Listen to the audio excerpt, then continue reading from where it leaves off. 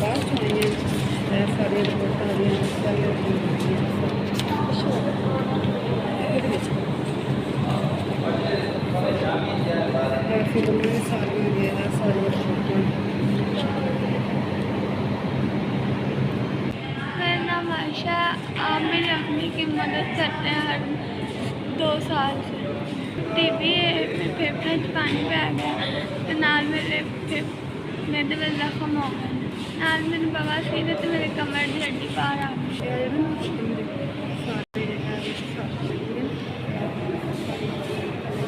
सारे कुब निकलिया जा रहा है।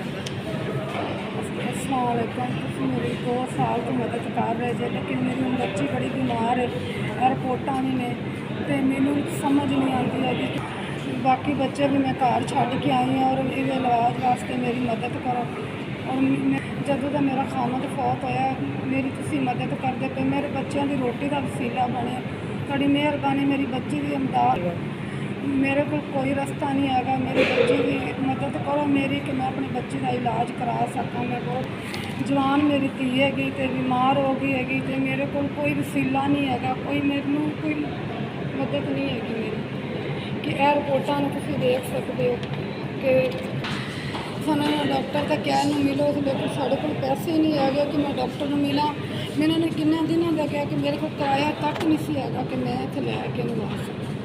बहुत मजबूर हो गई हैगी तो मैं मजबूरी च मदद मंगी कि अल्लाह तुहाडा भला करे। अल्लाह तुहानू तंदुरुस्ती अब तुहाडे लोग कल्लिया 5000 मैनूं मिल गया है तो अल्लाह ताला तुहानू तंदुरुस्ती देवे तो अल्लाह तुहाडी जिंदगी करे। अल्लाह तुहाडे बच्चों भी तंदुरुस्ती देवे। तुसीं मेरी बच्ची का ख्याल किया मेरा ख्याल किया।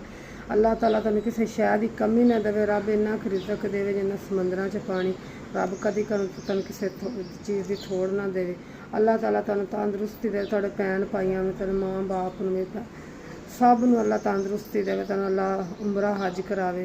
पर तुसीं मेरी बच्ची का ख्याल किया मेहरबानी तुहाडी। तुहाडा कल्लिया 5000 मेरे तक खप्पड़ गया है मेहरबानी तुहाडी।